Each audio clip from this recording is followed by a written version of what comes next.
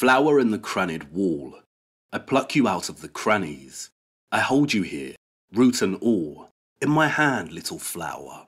But if I could understand what you are, root and all in all, I should know what God and man is.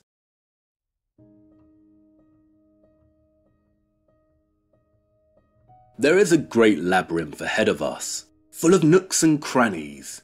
We are on a quest for hidden keys to gain a better understanding of medieval architecture and why it originated in the Middle Ages. What does a better understanding mean?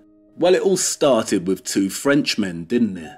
Mr. Falconelli told us that the cathedrals once held a mystery, and Mr. Victor Hugo told us that classical architecture, which arose during the Renaissance of the 1400s and reigned until the beginning of the 19th century, had a dead-set agenda on replacing, and in turn destroying, the medieval architecture of the Middle Ages.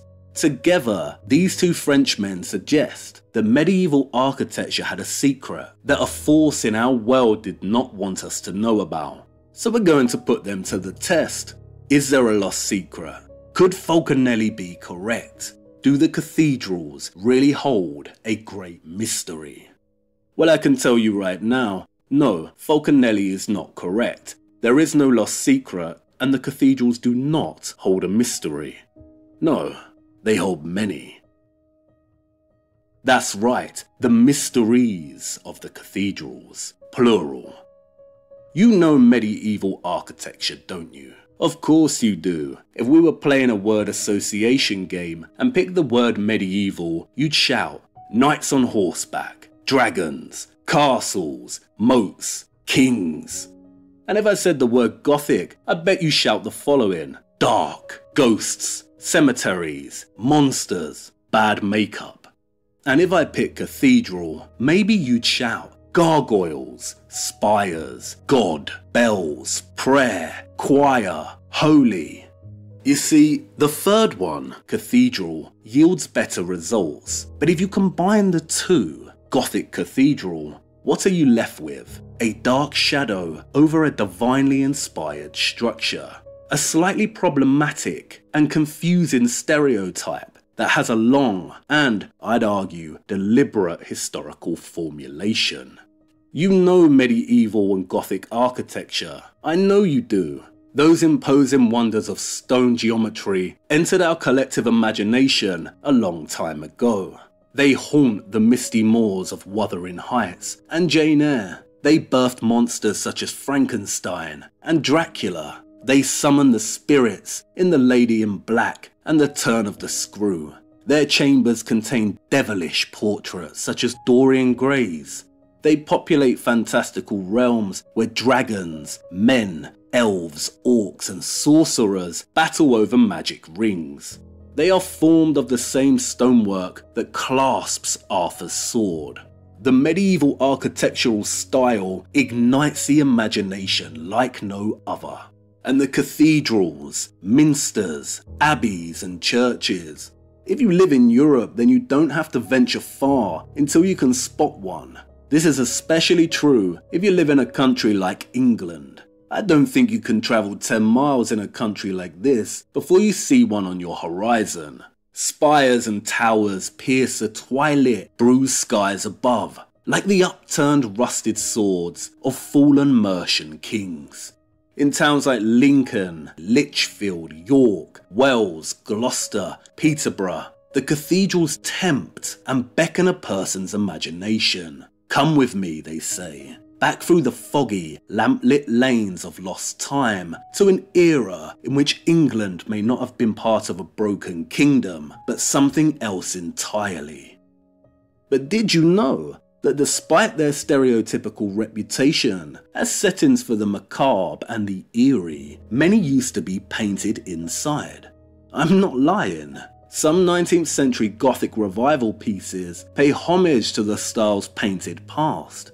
Many interiors of these divine structures were a kaleidoscope of brilliant colour. And if you have a keen eye for it, you can still today see remnants of the paint in so many of these structures. Sometimes it's more obvious.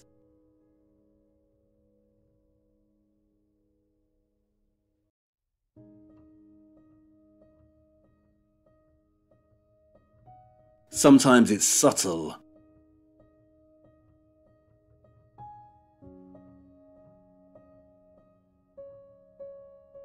And sometimes it's almost unnoticeable, almost faded beyond recognition.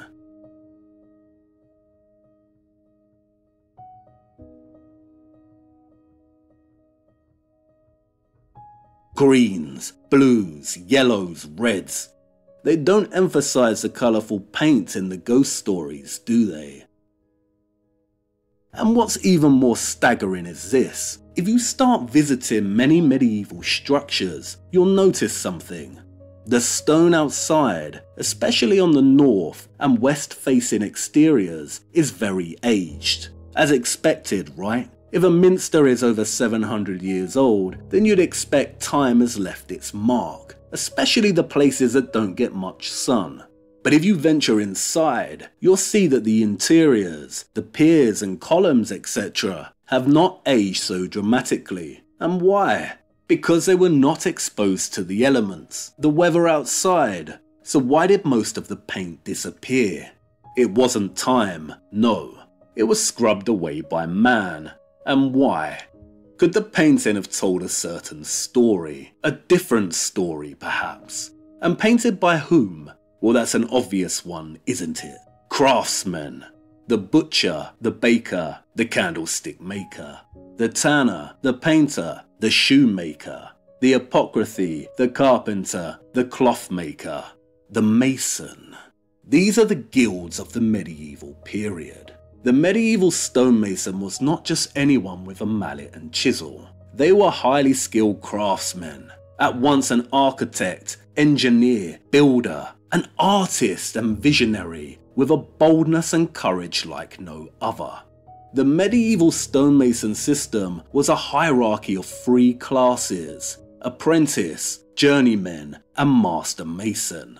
The master mason oversaw a legion of different craftsmen, all working in unison to complete different aspects of these magnificent structures. And in the hunt for faded patches of paint, you may stumble across something else no less extraordinary: the mason's signature on the stone. They are usually in the form of little geometric shapes. Each shape is an individual mason's specific mark. It means a particular mason carved that particular block. I enjoy nothing more than hunting these out. Sometimes sites document all the mason's signatures and can point them out to you, but most of the time you have to seek them out. It's all about slowing down and starting to look closer.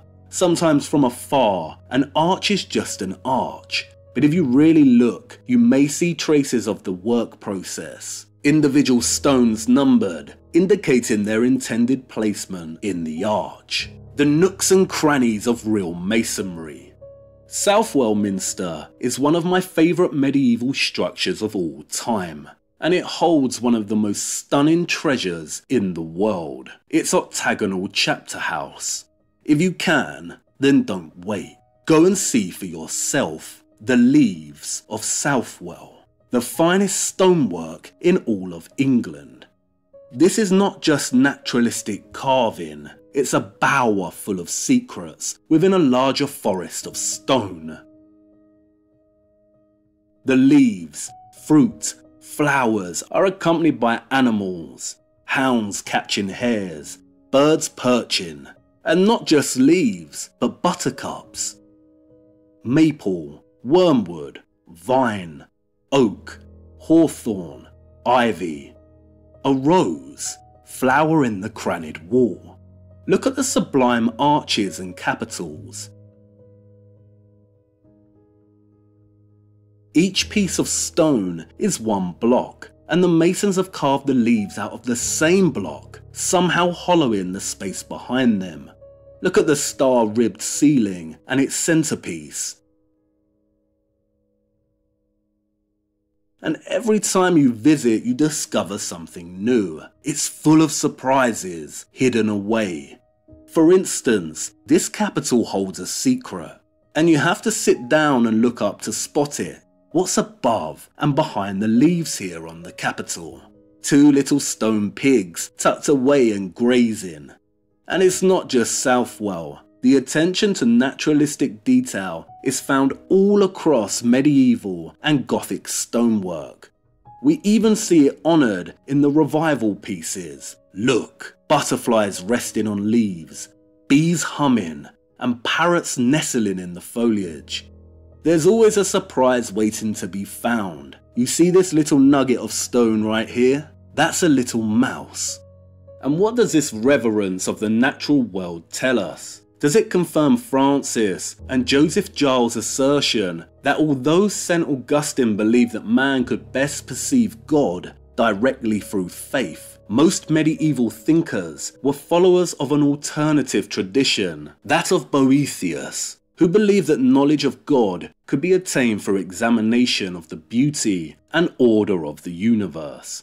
As Boethius wrote, men of reason sought the causes of things, why the sighing winds vex the sea waters, what spirit turns the stable world, and why the sun rises out of the east to fall beneath the western ocean, what tempers the gentle hours of spring, what causes fertile autumn to flow with bursting grapes in a good year.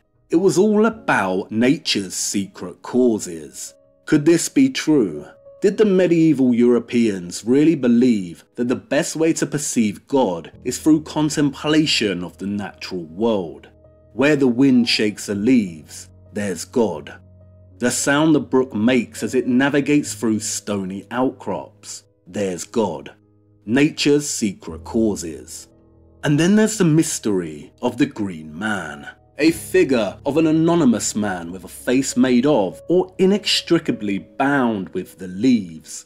He's found everywhere throughout medieval architecture, usually hidden away somewhere out of obvious sight. He's the Where's Wally of medieval architecture, and you can have some fun travelling around from site to site trying to locate him. But what does he represent? A pagan god, a woodland spirit, a demon. Here he is at Southwell, with leaves ushering from his mouth. There are many green men to be found within this chapter house. Is he a pagan demon? Or perhaps he is a reminder, as Nigel Coates puts it, of the elemental link between man and nature. We come from the earth and we go back to it.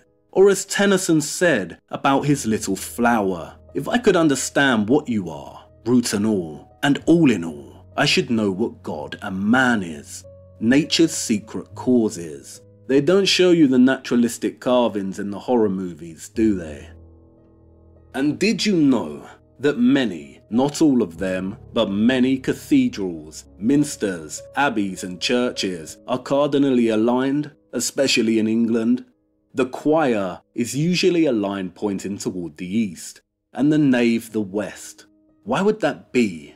Perhaps the skeptics would say, because Christianity is secret sun worship. But could there be another reason why a large majority of these structures, but not all, are aligned like this? If you're ever lost when out hiking around the European countryside and you've forgotten your compass but stumble across an ancient church, you may just be in luck.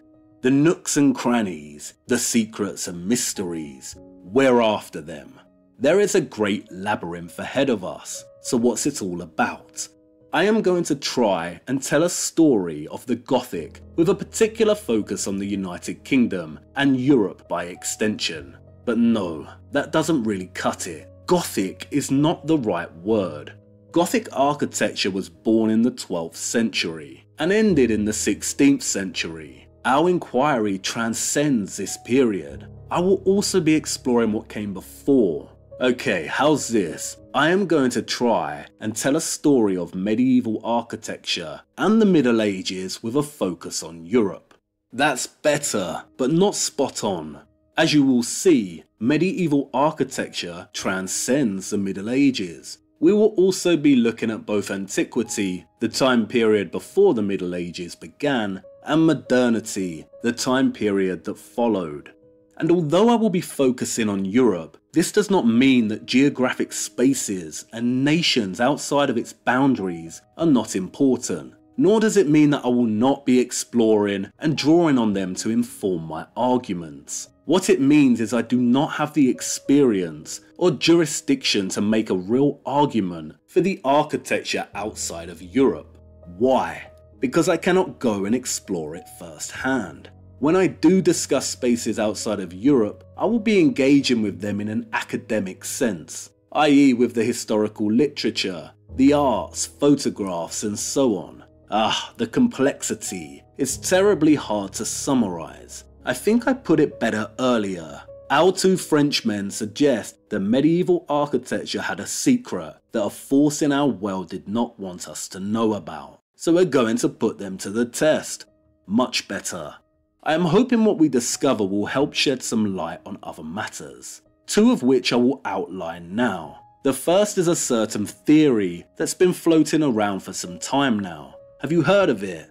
That there was a mud flood or cataclysm that took place at some point between the 17th and 19th centuries, and as a result wiped out a previous civilization that built all the amazing structures of the past. And not only that, but many of these structures were originally constructed as technology to generate energy.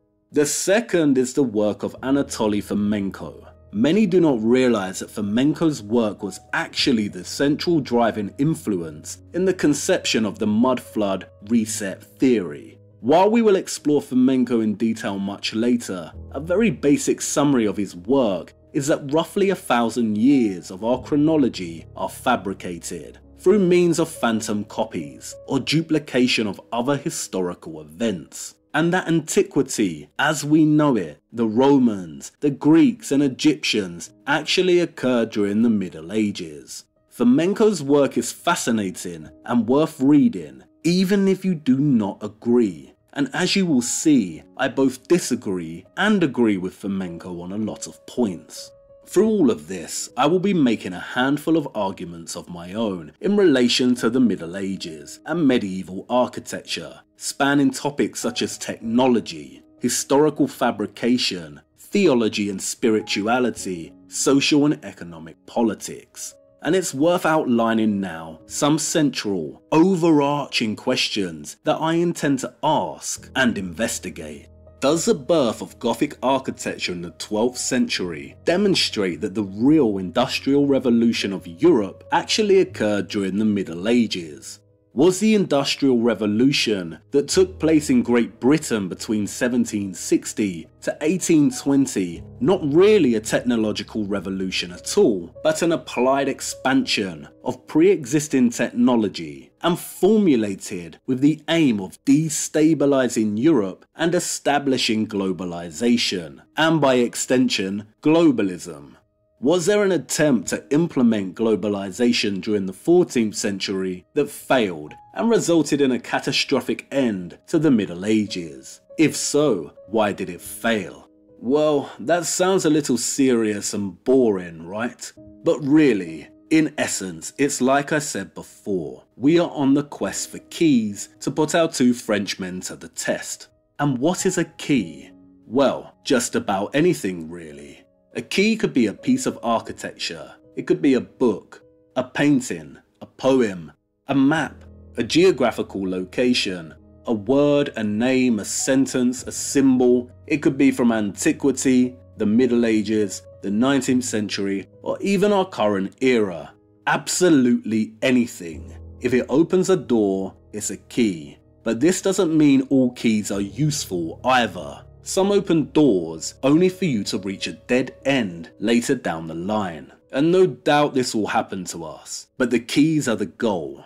And I'd like to share with you now one of the keys that we'll explore in much detail later. Finding keys is like falling in love or falling asleep. You cannot orchestrate falling in love, you can't force this one, and you cannot force sleep. You cannot will yourself to sleep with your mind. If you do this, you'll be up all night tossing and turning. But if you let go, it tends to happen naturally. You fall. It happens unexpectedly. Keys are the same. You can't find a key if you're looking too hard. If you're going here and there with a theory or preconception in mind, the keys find you but you have to be open enough to even realise what they are. It was my lady's birthday, and I took her to Wales. Lucky girl, right? Very lucky indeed, for I had no idea, but a very special key was waiting. This key is a certain type of key, a cross key. Wait, instead of me explaining it to you, just follow me. Long afloat on shipless oceans, I did all my best to smile, till your singing eyes and fingers drew me loving to your isle, and you sang, sail to me, let me enfold you. Here I am,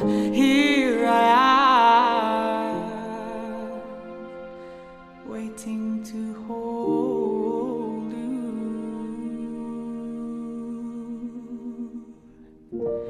Did I dream you dreamed about me? Were you here when I was forced out? Now my foolish boat is leading, broken love alone on your rocks. For you sing, touch me not, come back tomorrow.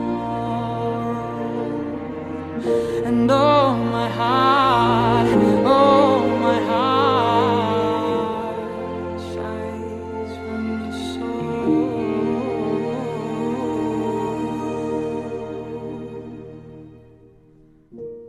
Well, I'm as puzzled as a newborn child, I'm as riddled as the tide. Should I stand amid the breakers, or should I lie with death my bride? Hear me sing, swim to me, let me enfold you. Here I am,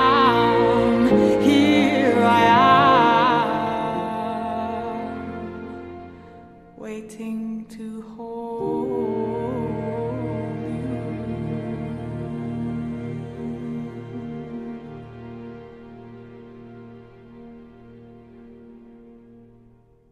Do you know what this is? This is the living waters. St Winifred's Well in Holywell, Wales. It is a spring that comes from deep within the earth. And look, it bubbles delicately into this magnificent Gothic structure and sparkles in this star before travelling into this pool. The living waters. In 1189, Richard I is said to have visited the site to pray for the success of his crusade. It has been a site of pilgrimage for almost 1,000 years of recorded history. Holywell is the Lourdes of Wales. The spring produces miraculous healing waters, of which reports, according to Paul Burns, go back to the early medieval period. The living waters from deep within the earth. And look above the spring. Look at this structure. These special springs are everywhere across the United Kingdom, most now forgotten and out of sight. But not all. In a region named Derbyshire, they still practice the ritual of Christian well dressing that stems from the Middle Ages. And again, the waters of these springs are also reported to produce miraculous cures. The site of Holywell now chlorinates its spring water. What a tremendous shame. A cross key. It opens 2 doors. What doors? Well, firstly it gives us real evidence of the presence of the living waters within a Gothic structure. And what else? The mud. Look a little closer and reset your mind. What happens if I raise the ground here? What are we left with? A grassy path to a church and a little chapel. What's under your feet? The mud flood as an isolated worldwide cataclysm is a very weak theory, and in Stolen History's reality check, Thomas Christian Leibel teases nuance when he asks whether the mud flood could not have been an isolated incident, but something that's occurred multiple times in our history. And what an excellent question. There was no mud flood in the United Kingdom, but something certainly occurred multiple times over the last few hundred years. Look again, raise the ground. Have you ever considered culverting? A culvert is a man-made structure that channels water past an obstacle. In essence, it's a subterranean waterway or a sewer. They come in all sizes. They can be used to redirect water, for sewage, even transport, and it's been going on for centuries. You have to shift a lot of land to build culverts. When they are found beneath roads, they are frequently empty. Who famously built the roads? In The Lost Rivers of London, Nicholas Barton tells us there exists, unknown to most Londoners, a whole system of underground rivers beneath the streets, as intricate and mysterious as those which pour from cave to cave in the heart of the Pyrenees. There was no mud flood in the United Kingdom. No, there was a burial. Perhaps multiple burials since the Renaissance, beginning with the erasure of the medieval. The ground is always raised around these medieval structures. A mud flood would not be so selective, but sometimes, like with Holywell, the ground isn't raised to bury the entire lower half, and there are clues. See here, what's inside? A crypt, or perhaps something else. Did there exist a lost guild? Who were the Cistercians? Were they really monks? Revo, Tintern, Buildwas, Furnace, Fountains, Cistercian abbeys. Who dissolved them? Who destroyed and buried them?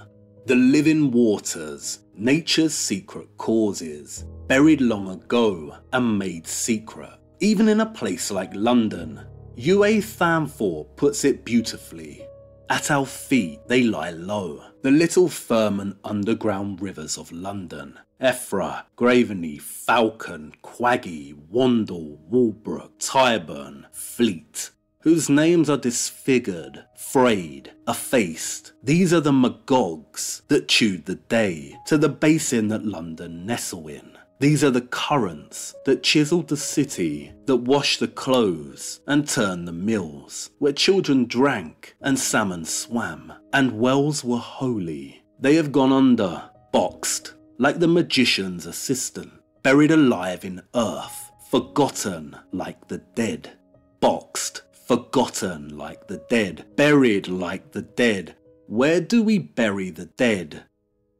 Tennyson wrote his poem Flower in the Crannied Wall at Wagoner's Wells in East Hampshire, England. It's a series of man-made ponds with connecting streams. They created the ponds in the 18th century. There are so many examples such as this all over the country. You see, all those old watercourses and streams from the springs had to go somewhere. You can't just shut them off. They must be redirected, pulled, repurposed as fountains, controlled. The creation of many English stately homes in the 18th century serve as an example of a redirected, repurposed and revised medieval water system. When it comes to the medieval, so much of it traces back to water. Have you ever seen this medieval plan of Canterbury Cathedral? Can you see all the green, yellow and red lines? Do you know what they are? That's a water system. fonts, piscinas, it runs throughout the entire structural complex. I have found many keys that testify to, hint at, and underline the communion between medieval architecture and the natural living waters, but only in Europe and primarily the United Kingdom. Like I said, I don't have the experience to talk about the rest of the world, but what an incredible proposal. Imagine if people from all over the world could go on a treasure hunt in their own particular nation, region, or town to investigate the potential presence of ancient watercourses and springs, to examine whether they interacted with their own medieval and architectural history, and whether they were boxed like a magician's assistant. The nooks and crannies, the mysteries of the past, the labyrinth awaits. But you're hesitant, aren't you? You know what stepping into a labyrinth like this means. Jorge Luis Borges captured it best in his short story, The Two Kings and the Two Labyrinths, in which the Babylonian king orders his subjects to build him a labyrinth so confusing and so subtle that the most prudent men would not venture to enter it, and those who did would lose their way. Each step we take through this labyrinth is a chapter, an inquiry, a portrait, a puzzle, a paradox, a conundrum that we will try to unravel and examine. But there are no guarantees. We are going to be playing riddles in the dark, and I cannot give you assurance that we will solve them. What is the purpose of a labyrinth? To make you lost. And it does make you wonder, doesn't it? Why on earth anyone would enter such a frightening structure? Quite simply, to revel in their own bewilderment. It's time to begin. Oh, and I almost forgot, an important question. You don't have a phobia of minotaurs, do you? No? Well, that's good news. Just me then. Okay, enough chit chat. Let's get going. Our first puzzle isn't going to solve itself.